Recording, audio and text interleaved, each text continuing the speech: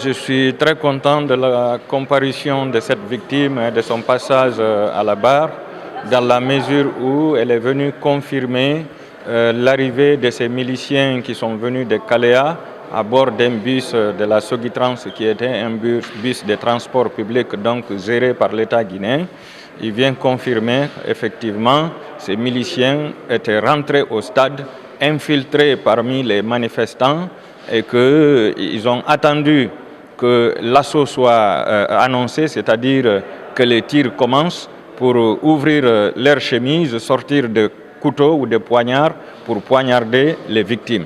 Donc c'est une confirmation du scénario qui avait été préparé par le capitaine Moussa Dadis Camara et de tout son groupe. Les avocats de la défense disent que vous n'avez pas de preuves par rapport à cette question. Que répondez-vous? Non, nous avons des preuves. Ça, le départ des bus du camp Alpha Diallo au niveau de la présidence à leur arrivée au stade du 28 septembre a été constaté par toutes les victimes et par le peuple de Guinée. En tout cas, le trajet qu'ils ont suivi du camp Alpha jusqu'au stade du 28 septembre, ces bus ont été observés. Et je vous rappelle que certains bus, d'ailleurs, s'étaient arrêtés. Ils ont ouvert les portes dans le but d'embarquer certains manifestants qui voulaient venir au stade. Donc ça, ce sont des preuves palpables. Et les bus se sont retrouvés à l'intérieur du stade avant de débarquer les miliciens. On peut aller? Je vous remercie. Ok.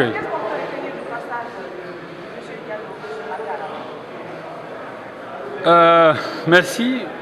Bon, on retiendra qu'il a déclaré avoir été victime de causes et blessures et qu'il aurait également perdu son frère qui serait porté disparu. Mais on retient quand même qu'il n'a pas pu identifier formellement les auteurs de ces agresseurs.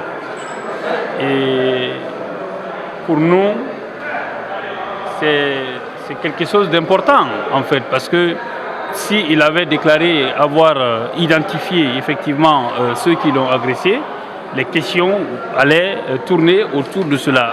Mais malheureusement, vous avez dû constater que la défense n'a pas eu assez de questions à poser parce que le monsieur n'a pas identifié quelqu'un formellement. Ce que la défense a constaté, c'est qu'on veut passer par des victimes qui n'ont pas pu identifier qui que ce soit pour atteindre des responsables.